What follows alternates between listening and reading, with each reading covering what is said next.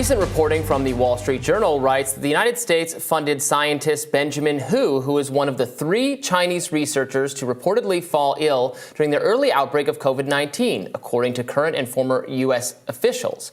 Hu was a scientist at the Wuhan Institute of Virology who had done research on how coronaviruses infect humans. The officials reportedly told the Journal that the other 2 scientists who fell ill were Yu Ping and Yan Zhu. Now, this confirms a report from journalist and friend of the show, Michael Shellenberger, and also Matt Taibbi and Alex Gutentag, which named Ben Hu, Yu Ping, and Yan Zhu as 3 of the earliest people to become infected with SARS-CoV-2.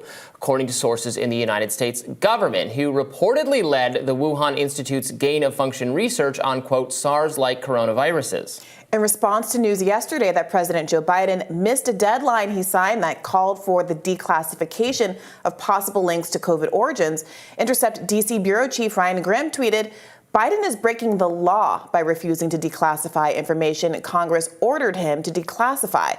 This is the public's information, not Biden's.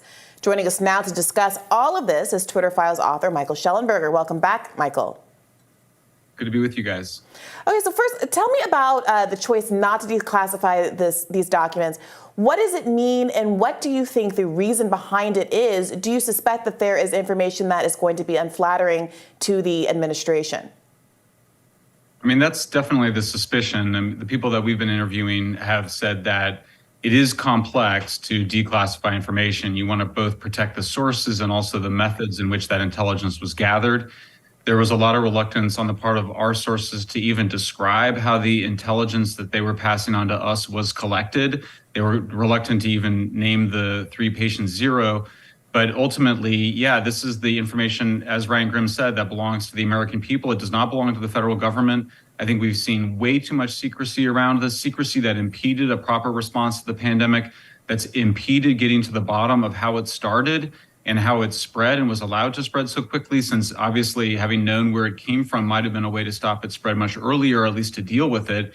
So I think it's a really bad look for the administration to be, behind the 8 ball on this. We're now at least a day past due, and when they had promised to get this information out, it's understandable that these things you have to be done with care, but they've known that they've needed to do this for the last 3 months. So it's hard not to read some potential ulterior motives in this stalling and delaying in the production of this report. Right, absolutely. Obviously, the deadline was this weekend, so I was hoping to see that information by now.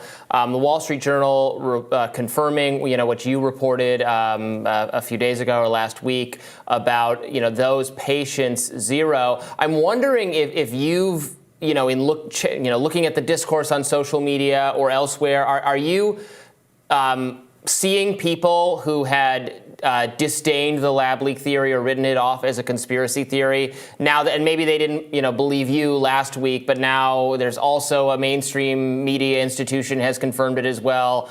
I guess it's still theoretically possible that you and the Wall Street Journal were misled and the intelligence was wrong. It seems very much in the realm of extremely unlikely to me at this point. So are you seeing people who had disdained the lab leak theory admitting that they were wrong or that they shouldn't have written it off so easily? Definitely, we're seeing that. And I think it's still dawning on people what a scandal this really was. I mean, I think people need to be reminded that in late January 2020, Anthony Fauci and Francis Collins were told by their top scientific advisors that they thought that was more likely to be a lab leak than to be a zoonotic spillover. And yet a few days later, they were orchestrating what I think can genuinely be called a disinformation campaign, a campaign of propaganda aimed at discrediting the lab leak theory as a so-called conspiracy theory. The original headline in the Washington Post was that Senator Tom Cotton was spreading a discredited conspiracy theory. It was never discredited. There's a long history of lab leaks. There's a new book out by Allison Young that describes that history, where lab leaks, they're very frequent and they had led to past epidemics. So it should never have been written off. I think there's also a an accountability that's required for the mainstream news media, that they went so willingly and unskeptically along with the government line. And then, of course, we also saw that Facebook had censored a New York Post piece in February 2020. It was an op-ed piece simply as someone expressing their opinion that it could be a lab leak. So there's a lot of bad behavior that still needs to be accounted for. I think there is going to be some time for this information to sink in. I think it's a testament to the reason why we should not have government officials out there spreading this kind of propaganda irresponsibly. We need much more transparency, much more quickly. We need the social media platforms to be less obeisant to what government sources are saying. We need the news media to not be so partisan and so dogmatic, or suggesting that somehow because it was first floated by Republicans that it was somehow a Republican theory. So I do think there's still a lot of a lot of learning that needs to go on, both for the American people and for these very powerful institutions, which really, I think, behaved badly in this particular case. Yeah, speaking of course, Peter Hotez has been in the news quite a bit recently as he is being pushed and pulled into a potential debate with Joe Rogan.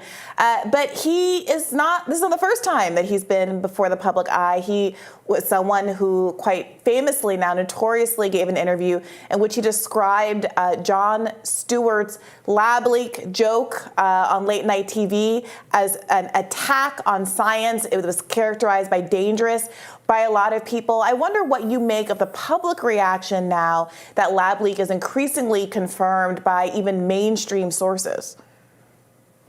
Yeah, I mean, I think so. First of all, I think that we need to grow up a little bit in our understanding of both reality and knowledge, meaning science, and how we understand that evolving reality. I mean, look, what we call the coronavirus was actually multiple variants changing over time. The vaccine had different levels of efficacy over time. And we saw, for example, that it did not deliver on either preventing the spread or preventing people from getting sick with coronavirus. It did, I think the evidence shows that it did reduce hospitalizations and death. I'm a supporter of vaccines. But I think this idea that somehow the world stands still and that science evaluates it at one point of time and that stands permanently, it's a really childlike view of science, as is this idea that scientists should not engage in public debates.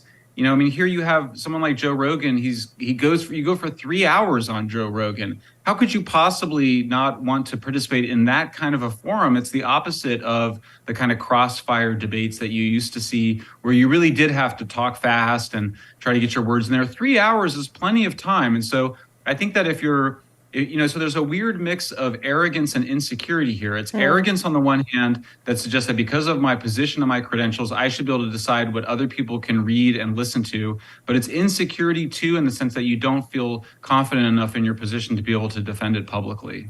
One of the most vexing aspects of the lab leak discourse for me was the idea that, discussing that theory or preferring that theory was racist, that it was the racially problematic explanation for COVID's origins when compared with the wet market theory. I think this just doesn't make any sense. The wet market involves specifically Asian cultural practices, where the lab leak actually is a theory that there's complicity, certainly with the Chinese government and the laboratory's substandard safety protocols, but also, frankly, of the West and the U.S. government, which funded, which we now know, thanks to a lot of Freedom of Information Act requests from organizations like the White Coat Waste Project. We had a representative of that organization on the show yesterday, showing very clearly that Ben Hu, the now believed to be patient zero, according to your reporting and others, was literally the person named on the grant that was coming from our own health agencies. This was, signed for. This is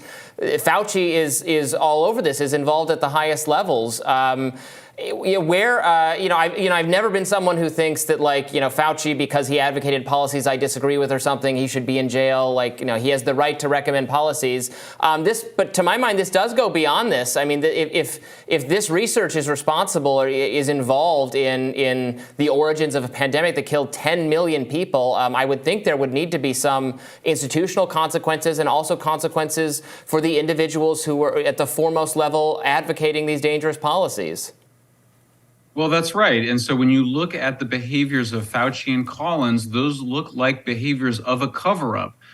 For it to be a cover-up, of course, that would suggest that their research and their funding, which included skirting President Obama's 2014 ban on gain-of-function research and violating the spirit, if not the letter of that law. But it does look as though that very well may have been a cover-up, and that they may well be responsible for having, if not directly caused, at least contributed to the creation of this pandemic. And so that's a huge story. First of all, that the pandemic appears very strongly to have been human created, that it was created by very powerful individuals who felt that they had the authority to basically violate the law that had been set by the president, that they then afterwards, they covered it up, demonized their opponents as conspiracy theorists and as racists.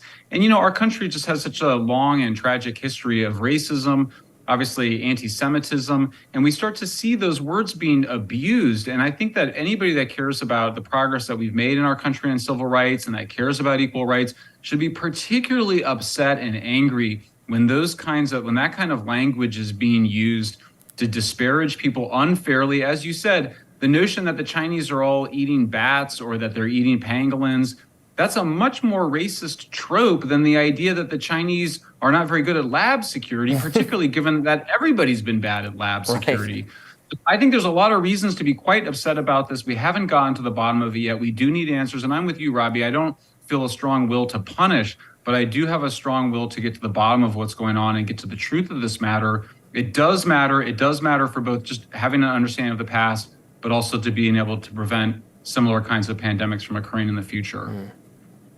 Michael Shellenberger, thank you so much for joining us again. Thanks for having me, guys.